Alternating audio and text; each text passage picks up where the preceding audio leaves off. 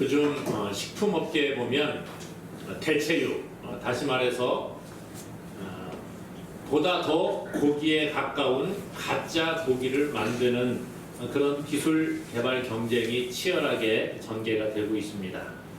이전까지는 대체육이라고 하면 주로 콩고기를 중심으로 이렇게 사람들에게 소개가 되었는데요.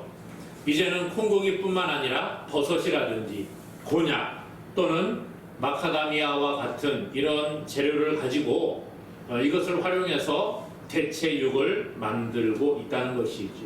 이런 식품을 가리켜 비건 식품이라 이렇게 말을 하더라고요. 비건이 무슨 뜻인가 보았더니 채소나 과일이나 해초 따위, 다시 말해서 이 식물성 음식은 먹고 동물성 음식은 먹지 않는 완전한 채식주의자를 이야기합니다. 어떤 채식주의자들은 우유는 마시는데 이 비건들은 우유조차도 동물로부터 나온 것이기 때문에 마시지 않고 완전히 그냥 채소, 과일, 해초 이런 거 완전한 식물만 먹는 자들을 가리켜 비건이라 이렇게 이야기를 하더라고요. 그래서 이 사람들이 찾는 음식을 비건 식품이라 말합니다. 그러니까 동물성 음식은 전혀 들어가지 않은 그런 것들을 이야기하지요. 우리나라에도 한 식품업계에 보면 버섯을 주 재료로 해서 버섯을 분쇄하고 가열하고 압축하고 또 냉동하는 과정을 통해서 닭고기와 같은 식감을 구현해냈다, 그렇게 뉴스에 나오더라고요. 그래서 닭고기처럼 이렇게 찢으면 마치 속에도 닭고기와 같은 모습이더라고요. 그리고 식감이라든지 질감이라든지 이런 것들을 닭고기와 흡사하게 만들어냈다는 거지요.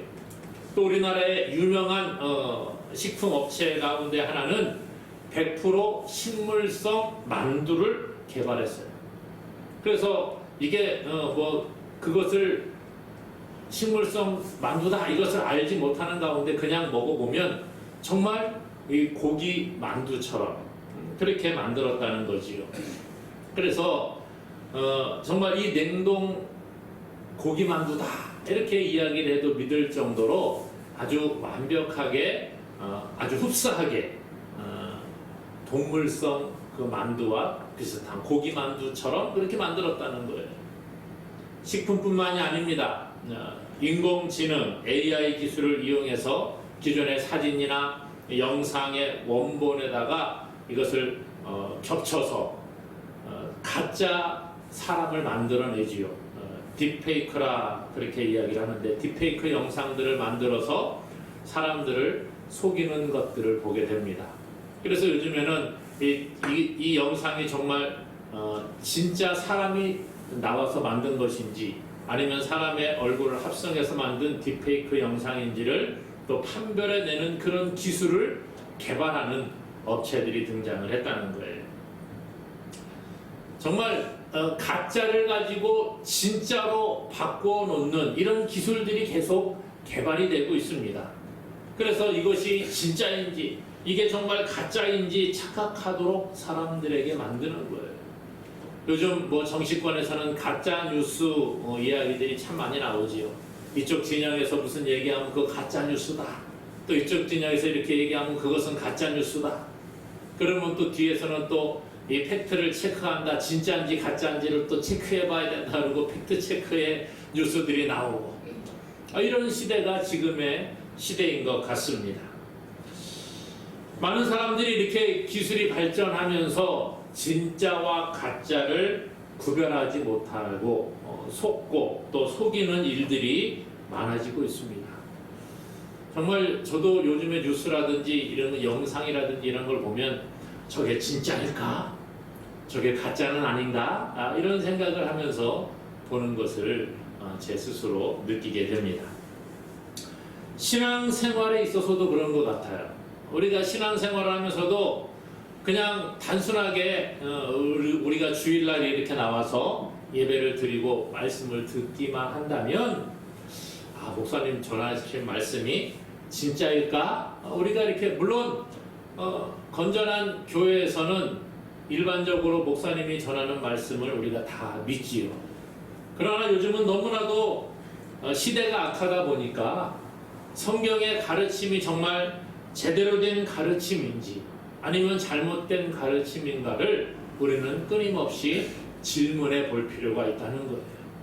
많은 이단들이 기존의 일반적인 정통 교회와 똑같은 모습으로 예를 들면 우리 합동측 교회와 같은 이런 교단 마크를 달고 속이면서 위장 교회를 만들어서 교묘하게 접근을 한다는 거지요.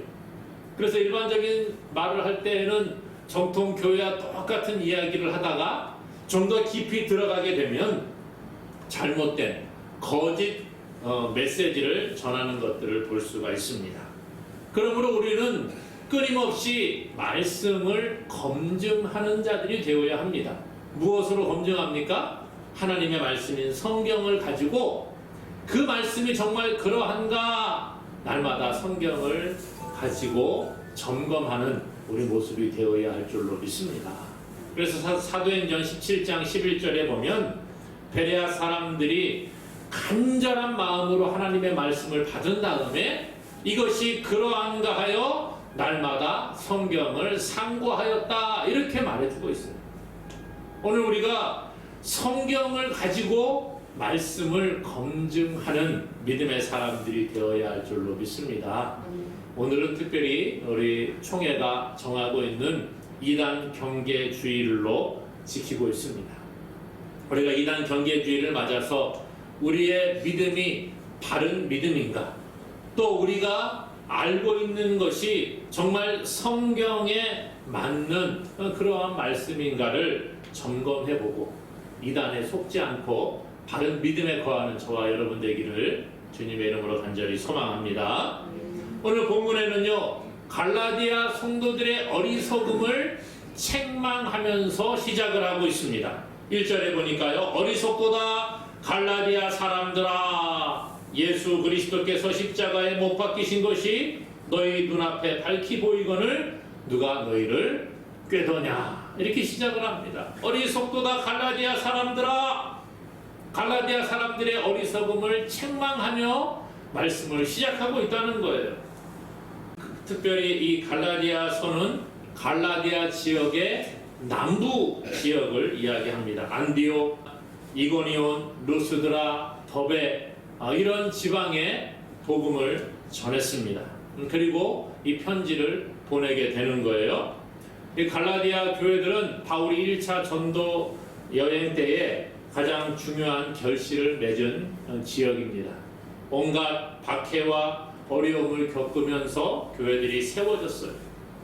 그리고 이제 바울이 떠난 다음에 이단들이 이 지역에 침투를 하게 됩니다. 그리고 이들이 바른 믿음 안에 서지 못하게 방해를 하기 시작을 했다는 거죠. 바울이 전한 복음은 예수 그리스도께서 우리의 죄를 위하여 십자가에서 죽으시고 3일 만에 다시 살아나시고 그 다음에 40일간 이 땅에 계시다가 하나님 보좌 우편에 올라가셨다는 거예요. 그 예수님이 다시 오신다는 겁니다. 예수님을 믿는 자는 구원을 얻고 예수님을 믿지 않는 자는 구원으로부터 그냥 내버려 두게 되는, 죽음을 향하여 그냥 가도록 내버려 두는 자들이 되었다고 그렇게 가르쳤지. 이 예수님, 다시 오실 예수님, 우리가 믿는 믿음을 가지고 살아가는 것이 바른 믿음임을 바울은 전했다라는 거예요. 그런데 이 교회 안에 율법을 지켜야 구원을 받는다라고 이야기하는 사람들이 교회에 들어왔다는 거예요. 그리고 사람들을 미혹합니다. 여러 가지 잘못된 사상을 가지고 사람들의 머리를 혼란스럽게 만듭니다. 또 어떤 사람들은 예수님이 죽지 아니하고 부활하지 아니하셨다라고 그렇게 주장하는 사람들이 교회 안에 들어오기도 했다는 거예요. 또 어떤 사람은 예수님을 믿는 믿음만 가지고는 구원에 이르기에 부족하다는 거예요. 예수님을 믿는 믿음도 있어야 되지만 우리가 어떤 행위를 통해서 율법을 지키고 하나님의 말씀을 다 따라야지만 구원받을 수 있다라고 그렇게 이야기하는 사람들이 생기게 되었다는 것이지요. 이런 잘못된 사상을 가진 사람들이 전하는 이러한 자기들의 복음은 전통과 상식을 가지고 사람들에게 다가옵니다. 야, 상식적으로 생각해봐. 야, 우리 조상들이 믿었던 걸 생각해봐. 모세의 율법을 지켜야 구원받는다고 했어. 이런 이야기를 하다 보니까 이 성도들이 혼란 가운데 빠지게 됐지요. 그래서 이렇게 어려움을 겪고 있는 자들을 향하여 오늘 바울은 갈라디아 성도들을 향하여 복음의 진리를 가르치기 위해 이 갈라디아서를 보내고 있는 것입니다. 그러면서 어리석도다 갈라디아 사람들아 라고 오늘 본문은 시작을 합니다. 예수 그리스도께서 십자가에 못 박히신 것이 너희 눈앞에 밝히 보이거늘 누가 너희를 깨더냐? 누가 너희를 속이고 예수님이 십자가에 못 박혀 죽으셨다는 것을 부인하게 만들고 예수님이 아니라 율법을 지켜야 구원받는다고 말하는 사람들이 들어왔는데 너희들 왜 그것을 믿고 있느냐? 참 어리석다, 그런 얘기하는 거예요. 오늘 우리가 살고 있는 지금 이 시대에도 수많은 이단들이 우리의 신앙을 흔들고 있습니다. 여러분 살다가 보면 길을 가면서 또 어떤 사람들을 만나게 되면 교회 다닌다고 말하면서 이상한 이야기하는 사람들이 가끔씩 있습니다. 예를 들면 뭐 우리가 잘 아는 신천지라고 불려지는 사람들이 있지요. 신천지 예수교 증거 장막 성전이라 정식 명칭은 이런 것 같습니다. 이들은 인간 이만희를 신처럼 추앙하고 있습니다. 우리가 이 코로나 초기에 신천지 교회에서 많은 사람들이 확진자들이 나오지 않았습니까? 그때에 이만희를 가리켜 뭐라고요? 이만희 총회장님, 그렇게만 그냥 부르지요. 일반적으로 대외적으로는 이 총회장이라 그렇게 이만희 교주를 부릅니다. 그런데 내부적으로는요, 이 이만희를 가리켜 주 그리스도 구원자 생명 소망이 되시고 계시록 22장에 나오는 사자고 두 증인 중에 하나이다, 이긴 자다, 영생 불사, 그러니까는 육체가 죽지 않는다, 그런 주장을 하고 있습니다. 생명록과 사망록을 쓰는 자라. 아니, 하나님 말고 누가 사람에게 생명과 사망을 결정합니까? 그런데 그렇게 가르친다는 거예요. 그래서 14만 4천 명이라는 계시록에 나오는 숫자 안에 들어야지만 구원을 받고 신천 신지가 이루어진다, 그렇게 이야기를 하죠. 그랬다가 이제 자기들 신도의 숫자가 14만 4천이 넘어가게 되니까 이제는 알곡과 가라지를 골라내야 된다, 그렇게 주장을 하면서 충성을 유도하고 있다는 거예요. 이들만이 아닙니다. 통일교, 우리가 잘 아는 과거의 문선명 씨, 이제는 벌써 세상을 떠난 지 오래됐지요. 그 사람이 만들었던 요즘에는 정식 명칭으로 이렇게 말하더라고요. 세계 평화 통일 가정연합. 그래서 뭐 합동 결혼식도 하고 그런 것들을 우리가 보게 되고, 평화라는 또 뭐 순결이라는 것을 내세우면서 교묘하게 가정에 침투하고 있습니다. 하늘 부모님이 당신이 준비한 민족이고 섭리의 조국인 대한민국에 문선명 선생님을 독생자로 보냈다, 그렇게 이야기를 해요. 한학자, 부인이 한학자인데 한학자 여사를 독생녀로 보냈다. 그래서 독생자와 독생녀가 하나가 되게 해서 성혼을, 그러니까는 거룩한 결혼을 해서 이들을 통해서 인류 구원과 평화를 실현하도록 만들었다는 거예요. 제가 작년에 잠깐 기사를 붙여놓았는데, 작년에는 한학자 씨가 자기를 하늘 어머니로, 그렇게 어머니 하나님으로 자기를 칭하도록 만들었습니다. 자기가 하나님이라는 거예요. 구세주고 메시아고 참 부모가 된다, 이렇게 이야기를 하면서 사람들을 유혹하고 있습니다. 뿐만 아니라 하나님의 교회 세계 복음 선교 협회라 그렇게 칭하고 있는데, 얼마나 많은 주위에 하나님의 교회라고 해서 붙여놓은 곳이 있습니까? 제1대 교주 안상홍이 1985년에 사망을 했습니다마는 그 뒤에 또 장길자 씨가 부인이 뒤를 이어서 자기도 어머니 하나님이라 그렇게 이야기를 하지 않습니까? 여기가 먼저 어머니 하나님이라고 하니까 통일교회 한학자 씨도 자기도 어머니 하나님이다 또 그렇게 이야기를 하고, 뭐 자꾸 이렇게 이단들이 서로 베끼고 또 그렇게 하면서 교묘하게 사람들을 유혹하고 있습니다. JMS라고 말하는 정명석 씨, 또 우리가 여호와의 증인들, 수많은 이러한 이단들이 있는 것을 우리가 보지요. 이들이 와서 미혹하는 게 뭐예요? 이 구원자가 있는데 하나님이 새로운 구원자를 보내신다는 거예요. 예수 그리스도를 통해서 구원을 완성하시려고 했는데 완벽하게 이루지 못했다는 것이지요. 그리고 또 다른 보혜사를 보내겠다, 그렇게 이야기를 했는데 그 보혜사가 자기라는 거예요. 재림하시겠다고 말씀하셨는데 다시 오시겠다고 하신 예수님이 바로 본인이라는 거예요. 수많은 이단들이 그런 이야기합니다. 여호와의 증인은 예수님을 구원자 하나님으로 믿지 아니하고 하나님이 만드신 최고의 피조물이라 그렇게 이야기하지 않습니까? 이런 수많은 잘못된 사상들을 가지고 우리의 믿음을 미혹하고 있다는 거예요. 가짜를 진짜와 같이 교묘하게 포장을 합니다.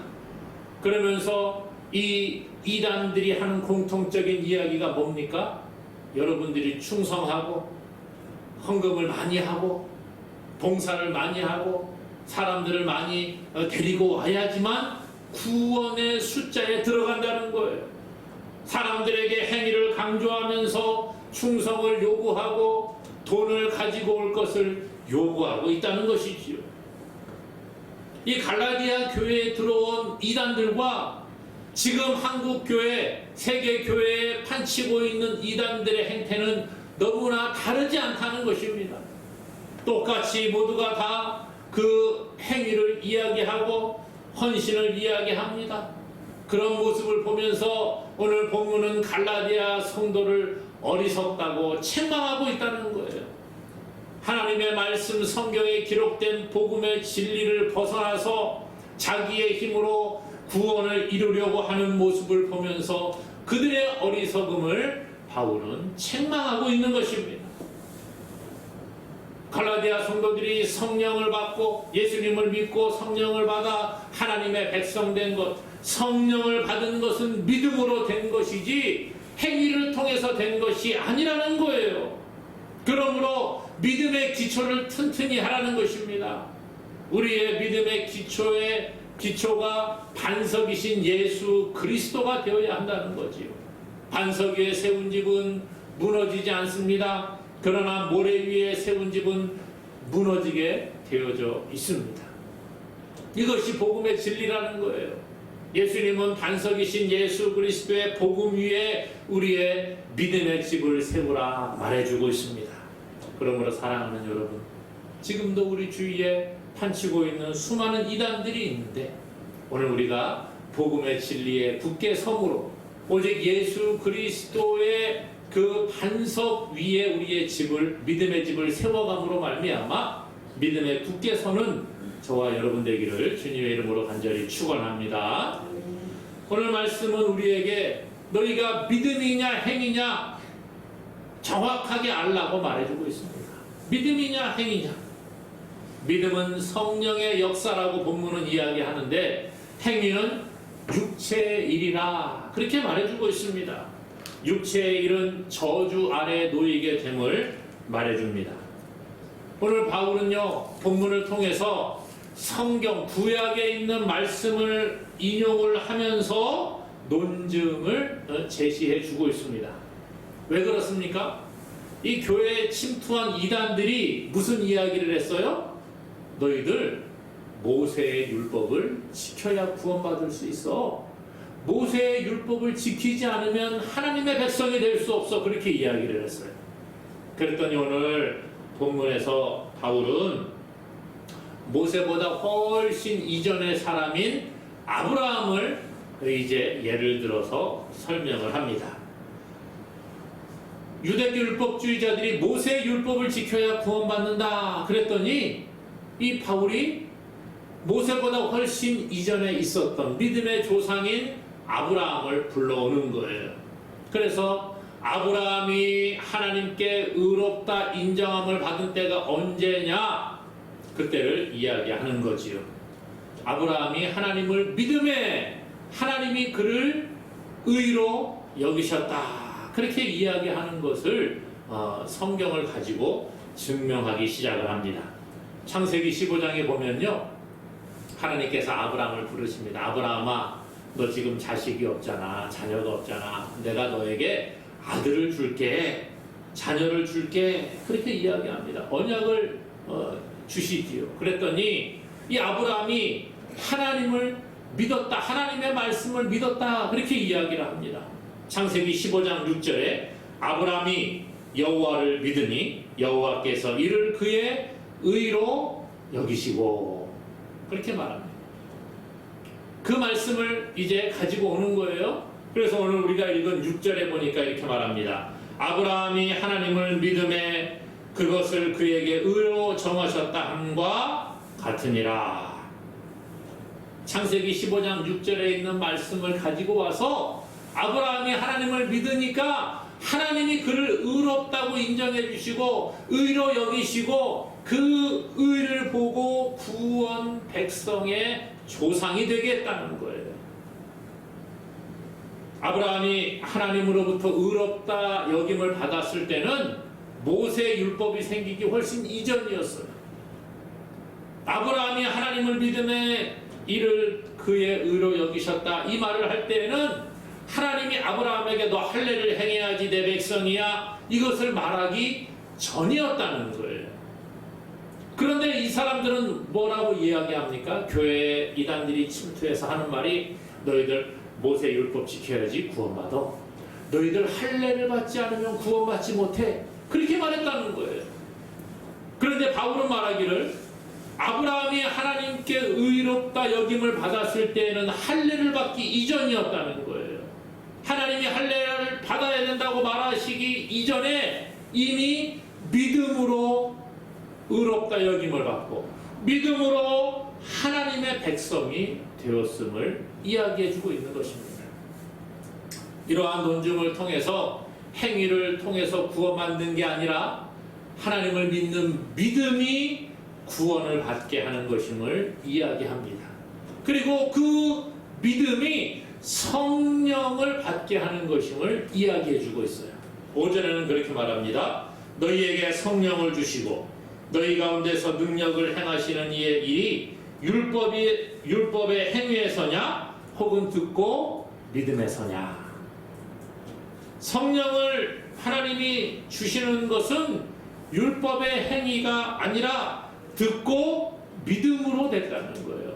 복음을 듣고 그 말씀을 마음의 믿음으로 말미암아 이 성령이 그 안에 내주하게 되는 역사가 이루어졌다는 것이죠. 우리가 뭐 어떤 좋은 착한 일을 많이 해서 하나님이 상으로 성령을 주시는 게 아니라는 거예요. 상으로 구원을 베풀어 주시는 게 아니라는 거예요. 우리가 만일 어떤 착한 행실을 통해서 구원받는다고 하면 어떤 일을 해야지 될까요? 내가 구원받는데 우리의 행위가 필요하다면 무엇을 해야 될까요? 이단들이 말하는 것처럼 헌금을 많이 하면 될까요? 아니면 전도를 많이 해서 사람들을 많이 데리고 오면 구원 백성이 됩니까? 기도를 많이 해야 될까요? 그러면 기도를 많이 한다는 기준이 어디 있죠? 기도를 할 때 10분 하면 될까요? 아니면 30분은 해야지 구원받는다고 할까요? 아니면 기도를 오래 하는 사람처럼 3시간, 4시간, 5시간 해야 될까요? 기도를 하면은 다니엘처럼 하루에 3번씩 하나님께 기도해야지 구원받습니까? 아니라는 거예요. 일주일에 2번씩 금식을 해야 됩니까? 그래서 구원받는 게 아니라는 거예요. 목사님, 저는 그러면 구원받을 수 없겠네요? 우리 그렇게 말하지 않겠어요? 정말 그 기준이 어디 있느냐는 것이지요. 행위로 만약에 구원받을 수 있다면 내가 무엇인가 해서 하나님의 구원 백성의 숫자에 들어갈 수 있다고 한다면 그 기준이 무엇일까요? 성경은 우리에게 그것을 말해주고 있지 않다는 것입니다. 행위로 불가능하다는 것은 이야기해요. 율법을 다 지켜야 구원받는다 그렇게 말하면 율법의 그 수많은 것들 다 지킬 수 있습니까? 불가능하다는 거예요. 알지도 못합니다, 사실. 그러므로 오늘 행위로는 불가능하고 우리의 행위를 가지고는 결코 하나님의 영광에 이룰 수 없음을 우리가 기억할 수 있기를 바랍니다. 그래서 오늘 본문은 우리에게 행위가 아니라 믿음으로 구원 백성이 됨을 이야기해 주고 있습니다.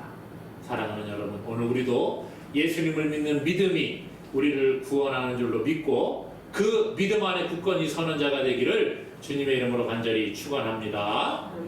믿는 자는요, 아브라함과 함께 복을 받게 된다 그렇게 말해주고 있어요. 신앙생활하는 사람들 가운데 이런 잘못된 생각을 가진 사람들이 있습니다. 하나님이 나에게 벌을 주셔서 내가 하나님의 벌 받고 고통 가운데 살아가는 것은 아닌가, 이런 생각하는 사람들이 있습니다. 길을 가다가 넘어졌어요. 넘어질 수도 있죠. 넘어져서 다리를 다쳤어요. 그럼 내가 하나님께 무슨 죄를 지어서 하나님 나에게 이렇게 벌을 주시나, 이런 생각합니다. 물론 하나님께 잘못돼서 벌을 받을 수도 있겠지요. 그러나 넘어져서 다쳤는데 이게 무조건 하나님께서 벌 주신다 그렇게 생각하는 것 옳지 않은 것 같습니다. 직장생활 잘하다가 직장에서 직장을 잃어버리고 실직을 했어요. 여러분, 그러면 하나님께 내가 얼마나 잘못해가지고 하나님 나를 직장에서 그냥 나오게 하셨나? 이런 생각하는 거 잘못된 겁니다. 우리 자녀들이 어려움을 겪고 있는데 내가 하나님께 죄를 지어서 우리 자녀가 이렇게 벌을 받는가? 내가 저주받은 것은 아닌가? 잘못된 생각이라는 거예요. 과거에 많은 사람들이 그런 이야기합니다. 주일날 예배 빠지고 어디 다른데 일이 있어서 가다가 사고가 나면 거봐, 예배 빠지고 어디 가다가 거봐, 하나님께 벌 받은 거야, 이런 얘기했어요. 우리 하나님 그런 하나님 아닙니다, 여러분. 오늘 하나님은요, 우리를 얼마나 사랑하시는지 그 아들 독생자 예수님을 우리 대신 십자가에 죽으시게 하시기까지 우리를 사랑하신 분이에요. 그런데 예배 시간에 오늘 예배 한번 빠지고 급한 일이 생겨서 어딜 가는데 너 예배를 빠지고 거기가 너 사고 나서는 너는 병원에 입원해야 돼, 그런 하나님이십니까? 아니라는 거예요. 하나님 오해하지 마시기 바랍니다. 우리는 믿음이 있다고 하면서 신앙생활 오래 했다고 하면서 하나님을 너무 두려워합니다. 하나님이 나에게 벌을 주시지 않을까? 하나님이 나에게 이렇게 저주하지 않으실까? 오늘 주일날 예배 한번 빠졌으니까, 주일 성수 못했으니까 내가 구원에서 탈락하는 것은 아닐까? 내가 하나님께 11조 못했으니까 하나님 나에게 벌을 주셔서 내가 이렇게 지들이도 못 살게 되는 것은 아닌가? 맞습니까, 여러분? 내가 하나님께 봉사하지 않고 내가 하나님께 전도하지 않아서 내가 요 모양 요 꼴로 사는 것은 아닌가? 오늘 하나님을 오해해서 안 된다는 거예요. 하나님은 그런 하나님이 아니라는 거예요. 오늘 말씀은 뭐라고 합니까? 믿는 자는 아브라함과 함께 복을 받게 된다 말해주고 있습니다. 율법을 지키면 복을 받고 율법을 안 지키면 저주를 받는다. 물론 그런 경우들도 있겠지요. 그러나 이것이 다는 아니라는 거예요. 그렇게 말한다고 하면 아까 말씀드렸잖아요. 수많은 율법이 있는데 어떻게 다 지키겠습니까? 못 지킨다는 거. 몰라서도 못 지키는 거지요. 여러분, 우리나라 백성은 대한민국의 법을 지키며 살아가야 합니다. 여러분, 대한민국의 법 다 지킵니까? 우리가 감옥에 안 갔으니까 내가 다 법을 지키며 사는 것 같지요? 아니요. 우리가 살아가면서 법 안 지키며 살아가는 게 참 많이 있어요. 몰라서도 이게 법이 이런지를 몰라서 못 지키는 것들도 있어요. 얼마나 많은 사람들이 법을 안 지키고 살아가는지 모릅니다. 세상의 법이 아니라 하나님의 법도 마찬가지예요. 우리가 율법을 지켜야 구원받는다고 한다면 성경에 나와 있는 하나님의 법을 다 지켜야 되는데, 우리가 알고 있는 것은 십계명, 유명하게 십계명이잖아요. 하나님이 모세를 통해 10가지 계명을 주십니다. 여러분, 십계명도 다 못 지켜요. 십계명도 다 기억 못해서도 못 지켜요. 그렇죠? 십계명도 기억 못해서 못 지키는데 수많은 하나님의 율법을 우리가 어떻게 지키겠냐. 그러면 날마다 하나님께 저주받고 하나님께 징계를 받고 벌받아야 되지 않습니까? 야고보 2장 10절에 이런 말합니다. 누구든지 온 율법을 지키다가 그 하나를 범하면 모두 범한 자가 되나니. 무슨 얘기입니까? 예를 들어서 하나님의 율법이 100가지가 있다고 해봅시다. 더 많지만 100가지 있다고 해봅시다. 하나님의 율법이 100가지가 있는데 100가지를 다 지키다가 어느 날 한 가지를 못 지켰어요. 예를 들어서 우리가 하나님을 믿는데 평생을 말씀대로 잘 지켰는데 죽을 때가 돼서 죽기 전에 주일날 너무 몸이 아파서 교회를 못 갔어. 못 지켰어. 주일 성수를 못했어. 그리고 나서 죽을 때가 됐어요. 어떻게 됩니까? 하나를 범했잖아요. 그러면 모든 것을 범한 것이 된다. 이렇게 말해주고 있다는 거예요. 그러므로 사람의 능력을 가지고는 모든 것을 다 지킬 수 없다는 것을 성경은 우리에게 말해주고 있습니다. 그러나 오늘 복음은 뭐예요? 예수님을 믿는 믿음이 우리를 구원 백성이 되게 한다는 거예요. 그러므로 아브라함이 하나님을 믿음에 이것을 그의 의로 여기신 하나님께서 오늘 우리도 아브라함과 같이 하나님을 믿으면, 예수 그리스도의 보혈의 공로를 믿으면 그 믿음을 보시고 아브라함의 복을 우리에게도 주신다는 거예요. 8절 9절은 그것을 이야기하는 겁니다. 8절 9절에 보니까 또 하나님이 이방을 믿음으로 말미암아 의로 정하실 것을 성경이 미리 알고 먼저 아브라함에게 복음을 전하되 모든 이방인이 너로 말미암아 복을 받으리라 하였느니라. 그러므로 믿음으로 말미암은 자는 믿음이 있는 아브라함과 함께 복을 받느니라. 여러분, 오늘 우리가 아브라함과 함께 복을 받는다는 거예요. 이 복은 부모님이 자녀를 위해 빌어주는 야 너 돈 많이 벌어라, 건강해라, 이러한 복이 아니라는 거예요.